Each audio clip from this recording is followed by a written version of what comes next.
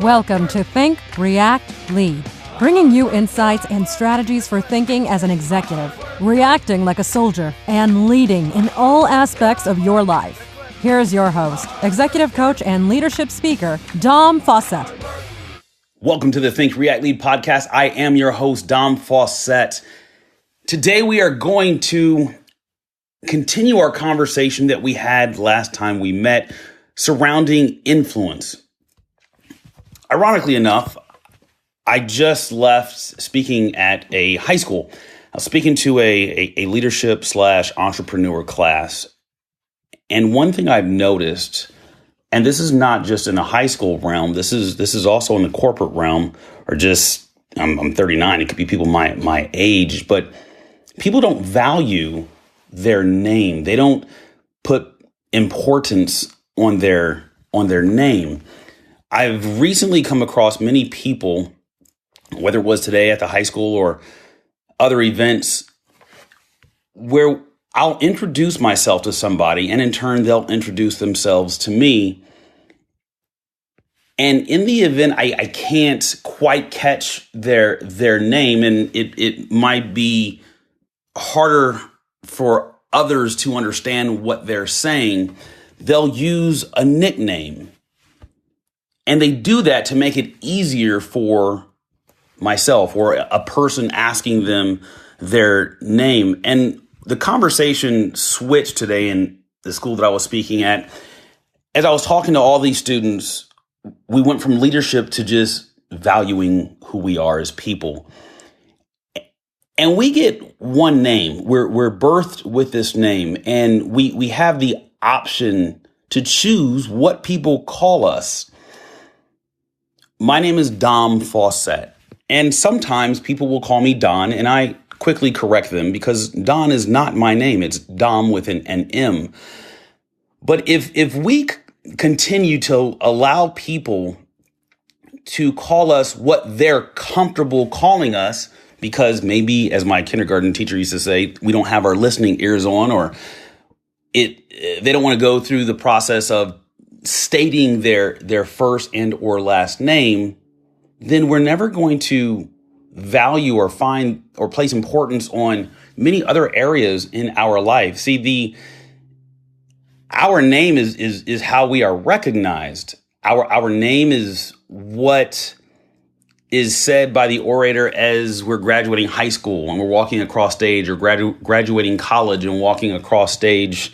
Or in my case, different ceremonies, i.e. the police department or any academy.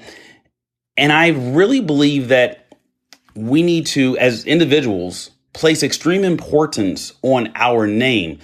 Don't let people call you what they think your name was based off what you said. Now, you may be able to control this by maybe enunciating, but even if you don't, that's okay. I wouldn't continue a conversation with somebody with them thinking that my name was Don, or I've heard people call me Donald. Like, it's not Donald, it's Dom. And even if it was Don, I didn't give you permission to call me Donald. Don't take it upon yourself to give me the name that you're comfortable with calling me. And it is so important, whether you're 15, 16, or 17, or you're even 90 years of age, it's your name. It's the thing that you're recognized by. So when people see you in the store, they see you at an event, they will call you by your name. Your name is so important. If you continue to allow people to call you whatever nickname they've given you, and I'm talking about like people outside of your mom or your dad, like I have a nickname in my family, but we won't go there. But if you continue to allow people to just give you what they're comfortable calling you, you're going to allow so many other things to just slide, and you'll be passé about them in your life. See, we have to have non-negotiables. One of my non-negotiables is you will call me Dom, and I'll introduce myself. Hello, I'm Dom Faussette. And like I said before, if you call me something else on accident, I won't continue the conversation until you and I are crystal clear on who I am. And there's a benefit to you in doing that if you're the individual that allows people, and you don't mean anything buy it, but you just allow people to call you whatever. I met a kid today. His name was Hyder, and that's Hyder. But when I asked him his name, he said Hyder. I said, "What was your name?" He just said, "It's Ruben." And I quickly said, No, what was the first name you said? I just didn't hear you. And he gave me his name, and we had the same conversation. So before I jump in, I just wanted to bring that up because I'm starting to see that more and more, or hear it more and more, where people just allow others to call them what they want. No, it's your name. Make people call you your name, not a variation of it, because it's your choice. And that ties us into breakthroughs and when breakthroughs occur. So we're going to talk about like the 3 reasons or the 3 times that breakthroughs will occur, whether in your life or in your organization. Breakthroughs occur when in people. So follow me on this. Breakthroughs occur in people when one of 3 things happen. Either they hurt enough that they have to change, they learn enough that they want to change, or they receive enough that they are able to change. How many of us have made changes in our lives simply because we're hurt? I know I have. But that's not always the best time to change. That's not a convenient time to change more oftentimes than not. I think learning, like when we learn enough that we want to change, my father would probably call that wisdom. But when we learn enough that we want to change, there's this superfluous amount of growth that happens intellectually. Like you read a book, and let's simplify this. Let's say you're reading a book on dieting, right? And you're like, wow, I want to get my life right. I want to get my health where it needs to be. I'm learning what my body type can and cannot handle. I'm learning to change. I've learned enough that I want to change. Now, I've talked about or referenced before bridging the gap between the mind and the heart. That's a mental approach to change. Now, receiving enough that we are able to change. See, most people will say, yes, I like to change, or I embrace change, or I find change important in my life. But it's really not until we receive enough information and value that we're able to change. Anybody can say, I want to change, but the actual change itself, like one of the things that I used to have to work on, and I'm probably still working on it, is not being so assertive. And this is because of my military law enforcement background, not be so assertive in everything that I did, because I wasn't talking to military members anymore. I wasn't talking to paramilitary members anymore. I was getting back into a civilian environment. And it was a couple of managers and directors that told me, hey, Dom, you need to not be so assertive. And I just felt that, hey, look, I got to get my point across. But it wasn't that important because it wasn't about me. So I had received enough information from my heart, from an emotional standpoint, and I saw how I was impacting negatively those around me. They were intimidated by my approach. I'm not a big man, but changing my why behind how I was received allowed me to connect better with others. We also have to understand why we influence others. Have you ever asked yourself why you influence others?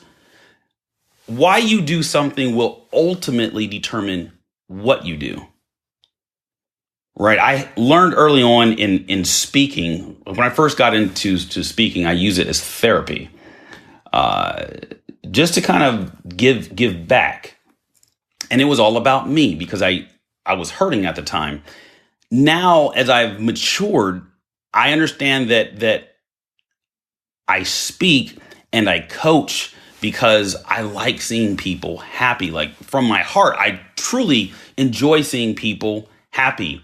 And most of us have this ability to look at somebody's potential and just say to ourselves, wow, if this person would just do A, B, or C, based off my experience and what I see they're bringing to the table, they would be so much better in their own world. They'd be so much better at home. They'd be so much better at work, at play. and understanding that the right motives are crucial to people because leadership functions on the basis of simply trust. We've stated this before, and I will always say this. Leadership is influence, nothing more, nothing less. We all influence somebody, good or bad. But if people trust you, more importantly, if you trust yourself, how influential can you be? See, questioning your motive is much different than questioning your character. Motives are usually attached to specific situations and are often short in duration, whereas character, however, is connected to the heart and is with you in all situations. In the military, we talk about honesty, integrity, loyalty, and service. And what I have found that with character, building one's character allows you to be the same person, let's just say on and off the red carpet. If I'm having a bad day or a good day, my character pendulum doesn't swing that much. If I'm having a good day, obviously I'm probably smiling a lot more versus having a bad day where I'm not as jovial, but my integrity doesn't change. I'm not one person on social media, another person on this podcast, another person on stage as I'm speaking, another person in a corporate setting or out with friends or with my family. I'm the same person through and through. Granted, it took me about 33, 34 years to get to this point, and I'm still engaging in this development of character. But I ask you this. What are you doing right now to engage in better character? Because continual wrong motives is a result of bad character. Do you have to change who you are at home to be different than what you would be in the workplace? Or this is an example. I see this all too often. Hanging out with a buddy of mine, and he and I are hanging out, we're riding motorcycles and going out to eat or whatever, and we're having a good time, and he's one person. But then when we get around, say, his wife, he's a completely different person. Why is that? Or maybe let's use a corporate setting. Maybe you're a leader, and again, leadership is influence in the corporate world, or you're at work, and you're one person, but when people see you outside of work, you're a completely different person. And that simply could be because you're putting on this facade just to get through the day at work. We've all done that before. And I'm not knocking somebody that does that. But as you work on your character, not only will you be the same person through and through everywhere you go, others will know how to approach you. They'll know what to expect from you.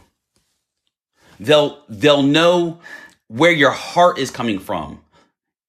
It wasn't until I built my character and developed a relationship with the teams that I led in the corporate world that I got to a point where I actually could be assertive, and everybody that was reporting to me knew my heart. They knew my character. I had bridged the gap between my mind and my heart and was the same person. So when it came to following me on social media, I didn't have a problem if my employees sent me a friend request on Facebook or Instagram or any other platform because I was the same person. I had nothing to hide.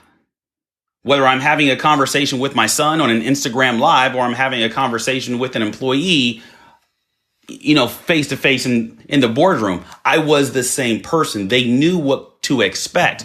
I ask you this, do you know what to expect of self? There's going to be times that you literally have a bad day, but is that bad day going to completely change your character? It shouldn't. See, remembering that the position doesn't make the leader makes the position. Leadership is influence, nothing more, nothing less, but dig deep in who you are as a person and ask yourself, who am I today? Who was I yesterday? And who do I want to be tomorrow? Now, from a character standpoint, if those three answers to those three questions are the same, you're on the right track. If there's changes that need to be implemented, implement them. Why don't you ask 5 people what some of your best character traits are and simply put it in an email or a text. And the 5 people that I would like you to ask, one would be somebody close to you. So a friend, not a spouse, a friend. The other, I want you to ask your boss. If you don't have a boss, ask your mentor, ask your coach.